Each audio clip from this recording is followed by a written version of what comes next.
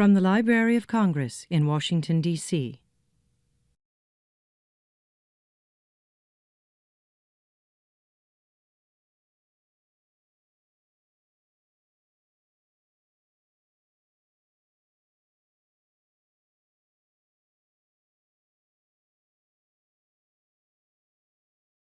Hello, everyone. Welcome to the Library of Congress on a gorgeous Friday afternoon. Thanks for joining us in the Gertrude Woodall Pavilion here at the library in our historic Thomas Jefferson building. My name is Rob Casper.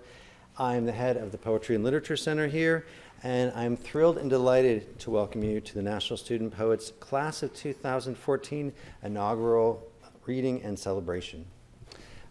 We are delighted to host this event, the first in which the 5 poets read for the general public. For those of you who have come to this inaugural reading before, this is the first time we've also hosted it actually at the Library of Congress. So we're thrilled to be in this room with all of its history with you and with our poets.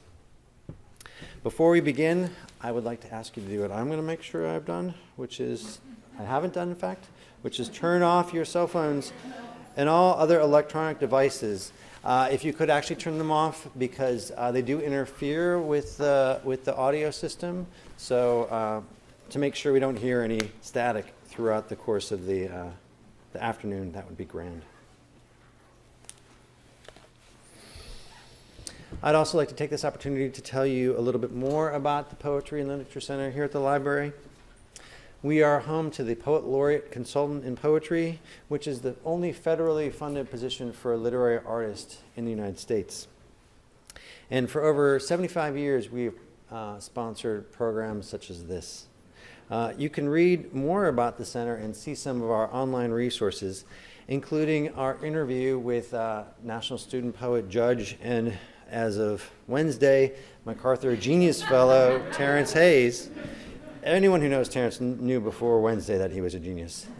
You can find out more about materials like that at our website. And let me tell you what that is, www.loc.gov/poetry. We also have a sign-up sheet outside and a brochure with more materials on the Poetry and Literature Center.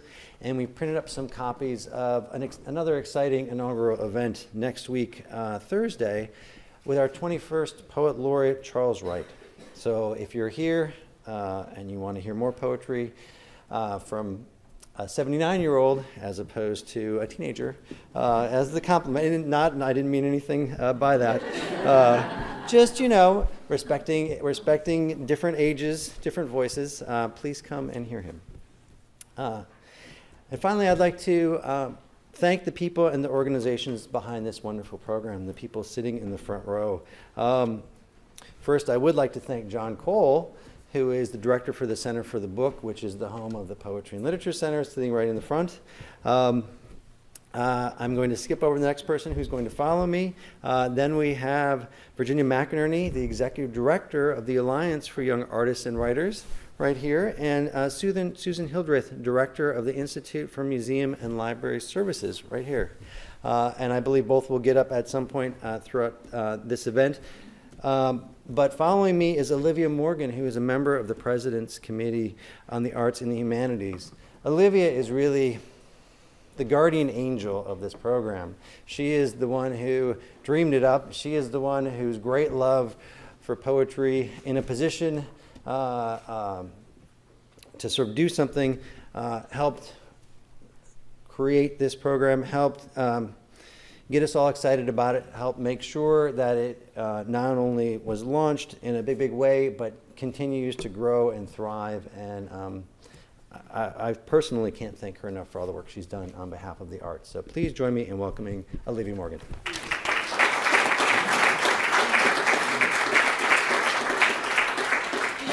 Oh, this is so wonderful. Thank you, Rob. On behalf of the President's Committee on the Arts and the Humanities and our key partners at the National Student Poets Program, the Institute for Museum and Library Services, and the Alliance for Young Artists and Writers, thank you for joining us here today at the Library of Congress to award our nation's highest honor to these exceptional young poets. Today, we welcome the new class, 2014, our 5 national student poets. This year, 13,000 teens nationally submitted poetry portfolios to the Scholastic Arts and Writing Awards. Of these, scores of Scholastic Gold and Silver Poetry Award winners were reviewed by a distinguished jury of literary luminaries, including, as Rob said, Terrence Hayes, also Richard Blanco, Andrea Gibson, Edward Hirsch, to name just a few. And Rob, of course. Shines so bright I couldn't even sing. This ceremony marks the beginning of their appointment year as literary ambassadors, who through community events, readings, workshops, and dedicated service projects will reach and inspire students across the country. The President's Committee believes that an education without the arts and humanities is incomplete. The arts and humanities are not just for those who go on to become artists or poets, as the 2013 National Student Poet, Aline Dolin, who's with us today, said, it's my job to show people how poetry matters and how it can matter to students who aren't lucky enough to have literary resources at home or a strong support system. For poetry has always belonged to the people whose voices have been stolen. It's the mouthpiece for oft-silenced viewpoints, the confessional that shares our common experiences, or the loom that weaves the most fantastical tales and stories. We believe that the work of poetry, the skills it draws on, empathy, observation, curiosity, an instinct to dig beneath the surface of things and look for meaning in what is found there, and then, most courageous of all, to share those epiphanies. We believe that those qualities are a kind of leadership that is often overlooked, but vital, critical. And so the inspiration for this program, its purpose is to identify these kinds of leaders and these nascent talents, invest in those abilities, and then ask them to use everything that we will give them over the course of this year to help us find more talent, to inspire more thoughtful, poetic leaders. So thank you for being with us today as we honor both these young poets and the work that they are setting out to do. In closing, I want to thank Dr. Billington, John Cole, Rob Casper, and the Library of Congress for hosting us today. It's actually perfect because, Rob, you remember, before the National Student Poets Program existed, we had our first reading here after a series of 6 weeks of workshops with DC area high schools with Dr. Billington and Rob, and they've been supporters and believers from the very beginning, and we're so grateful that you continue to do that.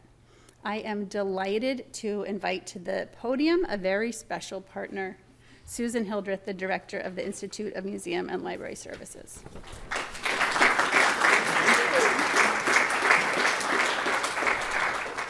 Well, good afternoon, everyone. I am so pleased to be here in the Whitall Pavilion. It is such a lovely space in this magnificent Library of Libraries. And me being a librarian, it's very special for me to be here today. So what do? I'm the director of the Institute of Museum and Library Services. Well, what could that be? We are the federal agency that provides funds for libraries and museums all across the country. And what do we have to do with poets? Well, you know, I think about that off and on, and when I got here to DC about 4 years ago, Olivia and also her partner in this effort, Rachel Goslins, the executive director of the President's Committee, said, we'd like to do this student poet laureate thing. And I had done some poet laureate work in other positions, and I was like, I'm game, this is exciting. So really, we are one of the key partners, the federal partner, if you will, and we're so happy to be able to support this because, you know, I think about what happens in our libraries and museums. And we first provide the opportunity, the content, the stories, the fodder, if you will, for our students and everybody's creativity. So I think we serve as a base, a springboard, if you will, for some of their wonderful work. We also connect the community. Libraries and museums connect the community with this great work. And we really try to work with our student poets to make sure they do readings in libraries and museums across the country. We work with the Alliance in getting the word out about getting these great applications in that we work with. And we do have to note that the Alliance is a wonderful partner. Their long-standing work in engaging students in contributing and sharing their work gives us a wonderful platform for determining these poets. And without the Alliance's work that they do, I don't think we could manage to implement this magnificent program. But we're very proud to be a partner. And I have to say that even though I've only been involved for 3 short years, I feel like I've grown because I am so impressed with our young poets. And I know we have some of our emeritus poets here who I've gotten the joy and pleasure of seeing our 3 classes and seeing how our students grow and develop, and the braveness that they have to share their thoughts with all sorts of people. They serve as a great role model for their peers, for those coming up, and for adults who work with them. So they've taught me a lot, and I'm really proud to be part of the program. So now we get to go to our introductions and our first public reading of our poets, and I have the great pleasure of introducing Weston Clark, who represents the Midwest. He's 16, although he looks a dapper 18 or so to me. He is from Zionsville, Indiana. He's a sophomore at Park Tudor School in Indianapolis. He's been writing poetry since he was in the 1st grade. He initially wrote Shel Silverstein-style poetry and has enjoyed exploring other styles, including free verse. Weston was born in Indianapolis, now lives in Zionsville, and attends Park Tudor School. Through his writing, Weston tries to evoke emotions in people. He strongly agrees with the wonderful Maya Angelou's philosophy. People will forget what you said, people will forget what you did, but people will never forget how you made them feel. So Weston will receive his plaque and then do his first public reading. So come on up, Weston. Congratulations.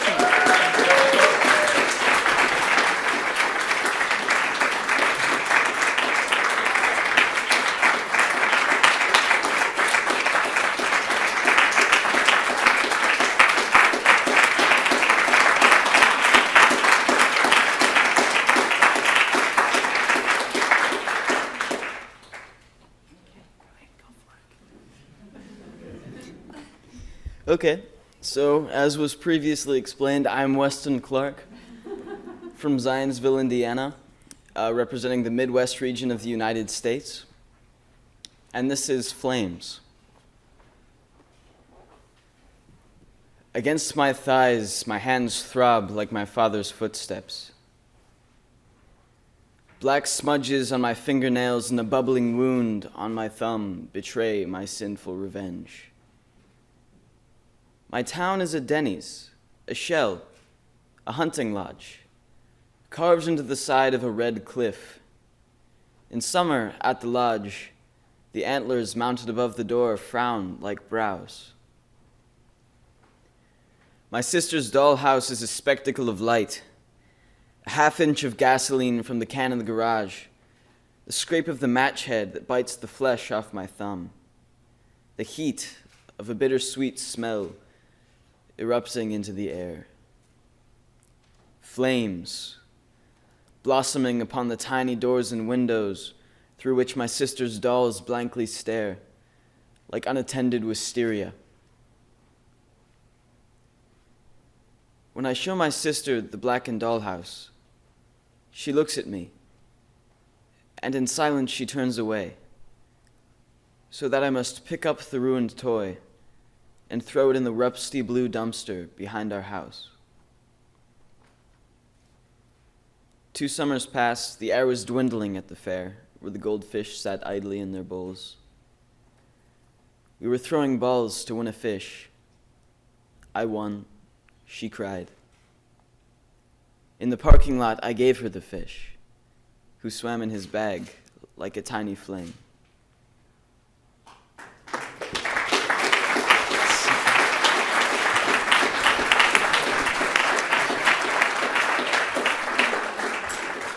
you, Weston. That was lovely.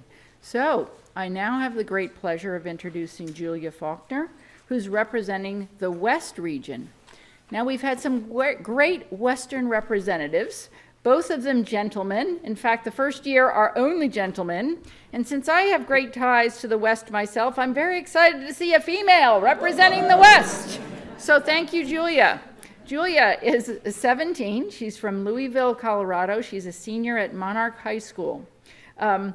Most of Julia's work is about adolescence, gender, and vulnerability.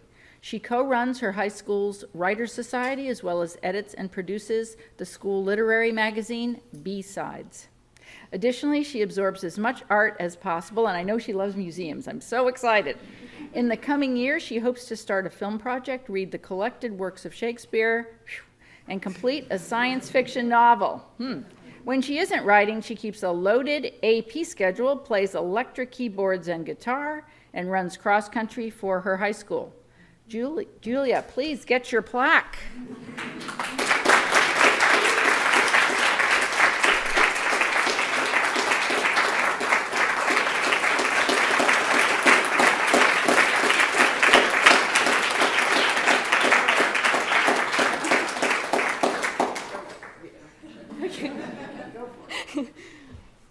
Hi, I'm Julia. I'm from Colorado. I represent the West region. I will be reading Werewolves.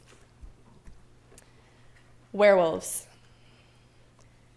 We call these girls Pangea, split them into islands and put them to war. We call these girls Angel, chase them screaming and burning from the sky. Rilke says every angel is terrible. This one blows smoke rings, her elbows and knees full of tendons and gristle. She puts on her stage makeup, cancer in her teeth, baking in the dirty windows of the parking lot. I want to be your acid trip to Cape Cod, your Brooklyn Bridge masthead, electric death, larger than life. We are shaving my head tomorrow, down to a 1/4 inch of flat peach fuzz, of vinegar and gingerbread. We are dyeing your ponytail jade, itchy down your spine, dripping like a beatnik reptile. I want to be your stun gun swan dive. I want to slice the hems and sleeves from our shirts, surface our wiry biceps, baby fat, sticky, with peeled tangerines, fabric crawling up our sweaty stomachs. I am burning the chapel, kissing Audrey Hepburn, tossing bruised peaches to the men on the corners with the knuckle tattoos. Kissing straight boys is a little harder when you're born inside a Rocky Ford watermelon, itchy mouths that won't stop running. We cook for the birds, save bees from swimming pools. We turn on the lanterns to lure in June bugs, fat and stupid. My hair prickles on my back, abrasive, a posture full of growing pain, with the tenderness of new sun scorches. I wear scratchy wool hats, soft light, heliumized sunrise, apples of my cheeks. Today, we bury another boy with his chest knocked open like a hat box, removed from his mother almost surgically, leaving scars under her bathrobe as if from a missing appendix. You can catch diseases even from corpses, cholera and HIV, an infection of the lung. Put enough lead paint on your lips and someone will still kiss you, eventually. My mother has smelled this on me for years, another girl's saliva rubbed into my palm, her technicolor teeth. I kiss you on the mouth with the pronouns left in. I tell you we can get married now in the state of New York if we wanted. We swim like Klimt girls, rubby with chlorine and cracked over the concrete, length of my legs, Eliza, Elsa, Emelise, gold at our hips and our breasts and our elbows, swirling through our hair in liquid leaf. I've found a strange solidarity between teenagers and werewolves. We are blisters, swelling and shrinking, unsure of how much love we can hold. I know girls who once ran away from home and were back on the stoop by dark, but still look for their faces on milk cartons.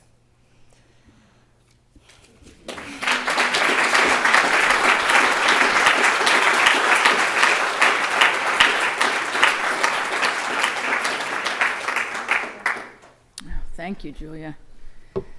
Now I have the honor to introduce Ashley Gong. Ashley's representing the Northeast, and she hails from Sandy Hook, Connecticut. And I have to say that I shared with her that I also I'm an alum of Sandy Hook Elementary. So we have that in common. I'm very proud to see the greatness coming out of Sandy Hook and Newtown, and we know that really is a special shout out to that special community. So Ashley is a junior at Newtown High School. She grew up surrounded by language, as her parents, first-generation immigrants, would often read Chinese poems to her when she was a toddler. Despite this early exposure to poetry, her first venture into writing came in the form of prose. It wasn't until more recently that she has discovered her passion for poetry, which is currently her go-to medium for creative expression. She has learned to always keep a pen at hand, as she can often be found bursting into spontaneous spurts of poetry at any given place or moment. A junior at Newtown High School in Sandy Hook, she channels her love for writing, reading, reaching out, and leading into all aspects of her life, including instilling a love of Latin among middle school students. Ashley, please get your plaque and have your reading. Come on up.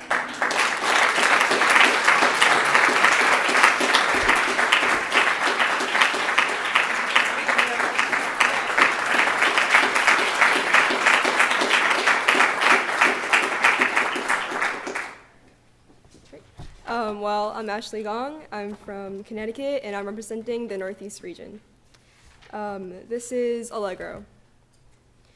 We all hold primordial gas in our pockets, little bits of unfurling supernovas waltzing at dusk that fall gently in our neuron expanse and reverberate lightly in the spaces between synapses where axons are strung like harps humming siren songs under gaslights.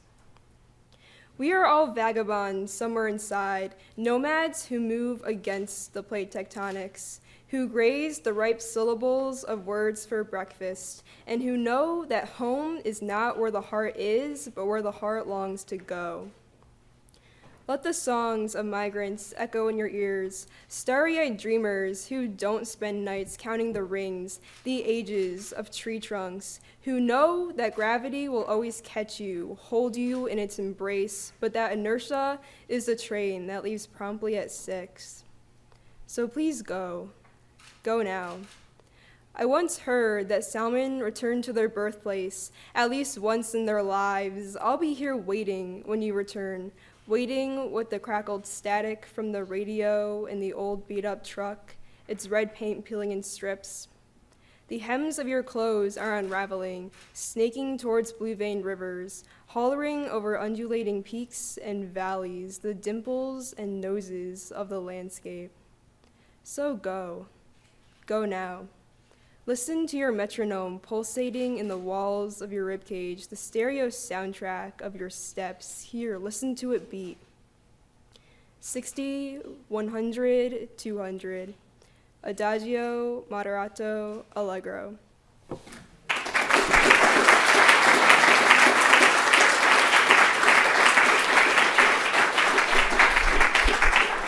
Absolutely beautiful readings, and now we have the pleasure of Virginia McInerney introducing the rest of our group. Hi. Good afternoon, friends. It's so wonderful to be here and to see so many supporters and to see so many poets. So the Scholastic Art and Writing Awards is a 93-year-old organization. Our mission at the awards is to identify teenagers with exceptional artistic and literary talent and bring their remarkable work to a national audience. We provide them with opportunities for exhibition, recognition, publication, and scholarship. Many things have changed over the award's 93-year history. 3 things remain the same. The work is first judged anonymously, so the notable luminary jurors who look at the work that comes in don't know if it's a boy or a girl. From a private art-centric school or a student who's making work that no one really around them understands. Those are that we serve all students. Originality, technical skill, and personal voice are the criteria that they apply, and we have a freedom of expression policy, so no work is ever eliminated because of content. We're so pleased and proud and privileged to be able to operate this program.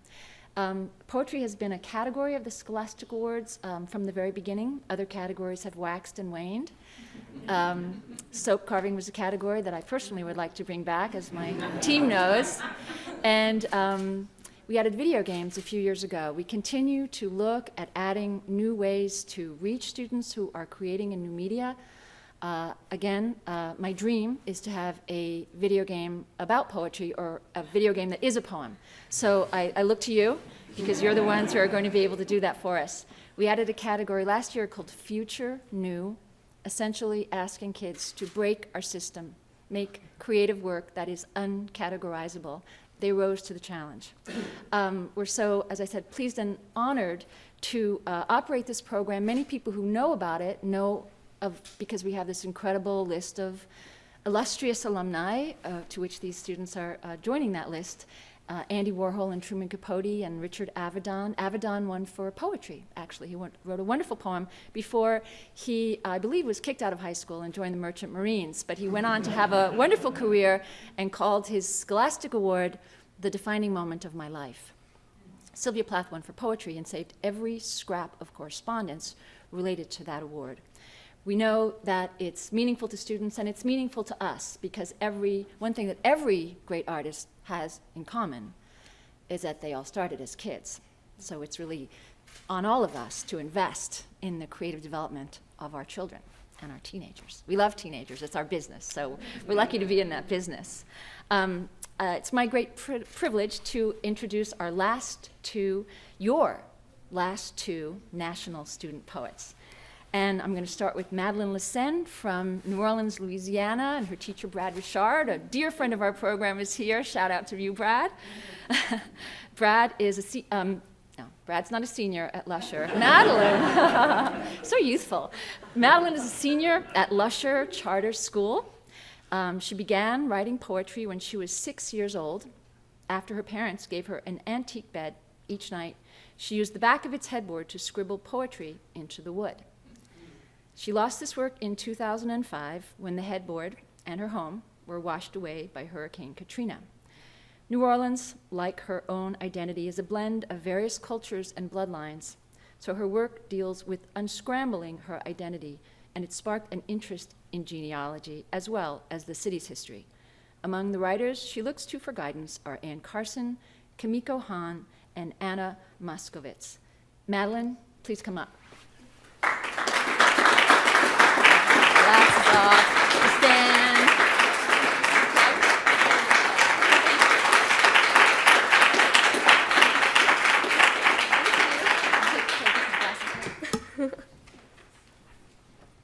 Hi, I'm Madeline Johnson. I'm from New Orleans, Louisiana, and I represent the Southwest. This is things I think about when there is a needle in my arm. Things I think about when there is a needle in my arm. 1, the smell of alcohol when they rub my skin with that little white square. 2, the color red when they draw blood. 3, if I really need a Band-Aid when it's all finished. 4, if I could be one of those people whose life changes after an injection of a vaccine. One lady got so messed up, she can't even form sentences now. 5, that I'll eventually have to get used to the feeling of a needle in my arm. 6, that I never want to get pregnant. My mother stuck herself every day to make it happen. 7, the bruises on my arm from that time when I was 8. The nurse's nails bit my skin as she held me down.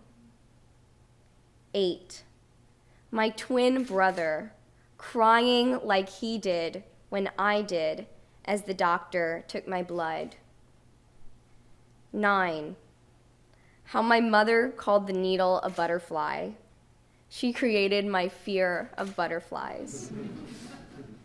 10, the doctor when he told me the blood was like Kool-Aid coming out of me. 11, when the nurse made the mistake of sitting in the rolling chair. The shot went into my father's thigh after I kicked her away.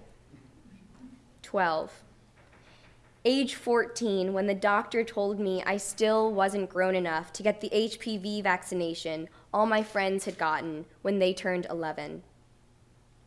13, the time my mother asked me why I was so interested in getting the HPV vaccine. 14, my mother telling me she and my grandmother both had cervical cancer. 15, the hatred for my grandmother that developed after she told me I have childbearing hips.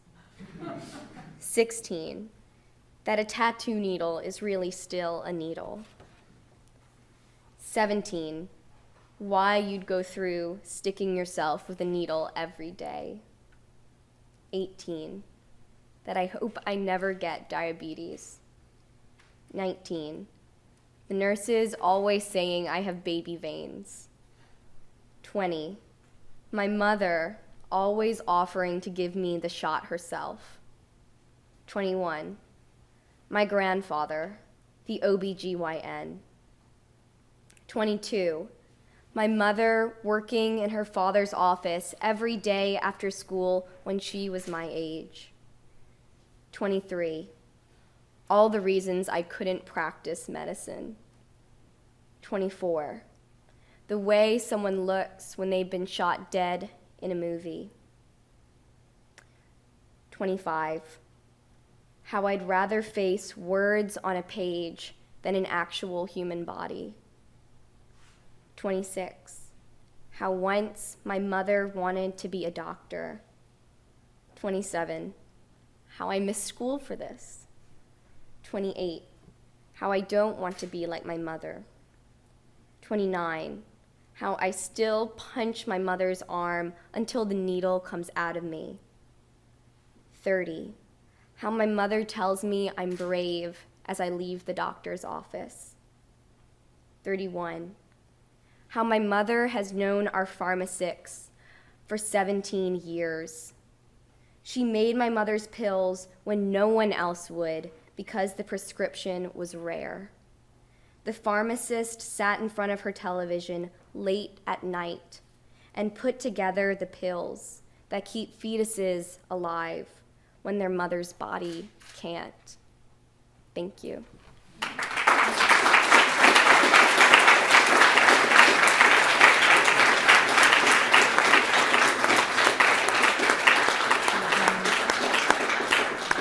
So part of our work at the Scholastic Awards is to build a network of support for the young artists that we serve, and I'm so happy to see so many of our network members here in the room with us, and the adult poetry community has really embraced this program, and individual poets have really put their heart and soul into it, and one of them is here. Glennis Redmond has been working with the students via Google Hangout and in person.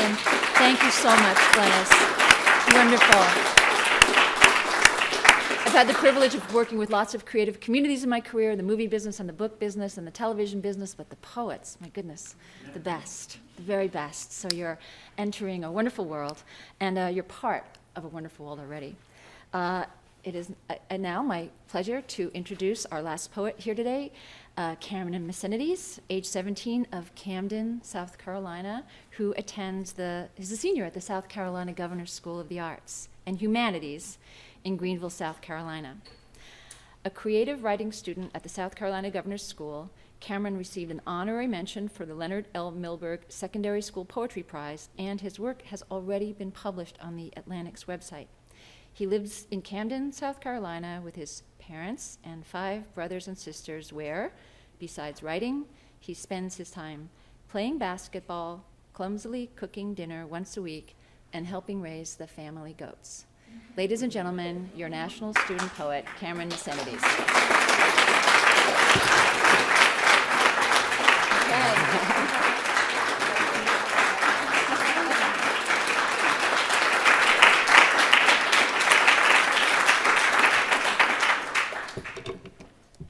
Heyo, I'm Cameron. I'm from Camden, South Carolina, and I'm going to be representing the Southeast region this year.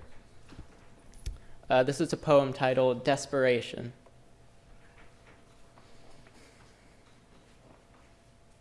For the first time, I watched Nana slip in the kitchen, spilled chicken broth on the linoleum, and now she's screaming your name. She wants you. The same way the alcoholic next door wants Hawaii and an aspirin. The same way I want my brothers to stand back from swollen riverbanks. The same way a man in Minnesota wants to stay awake all night and watch his daughter's breathing, so his nose, close with her cheekbone, can create an alchemy of their exhalations.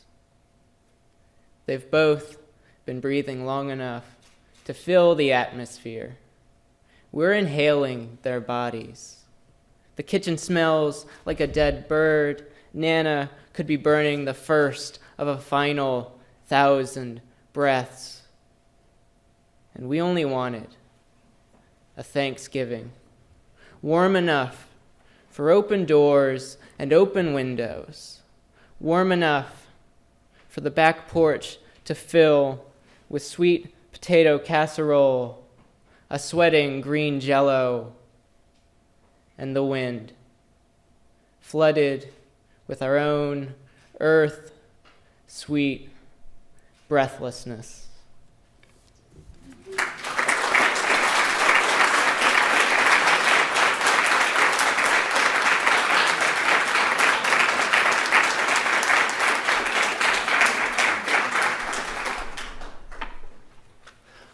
Well, thanks to all of our National Student Poets. I wonder if you all would come up again. We'll have you all stand here with your plaques. It's in reverse order. Here we go.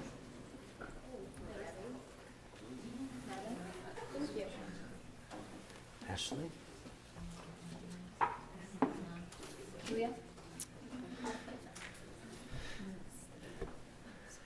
And actually, if we can also have Susan, Olivia, and Virginia come up too. On this side, please. So here we are, our 5 National Student Poets for 2014.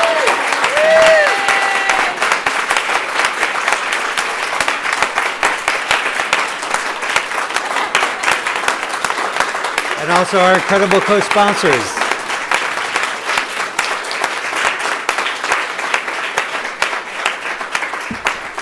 Good luck to you all, and to the family members and friends of our National Student Poets.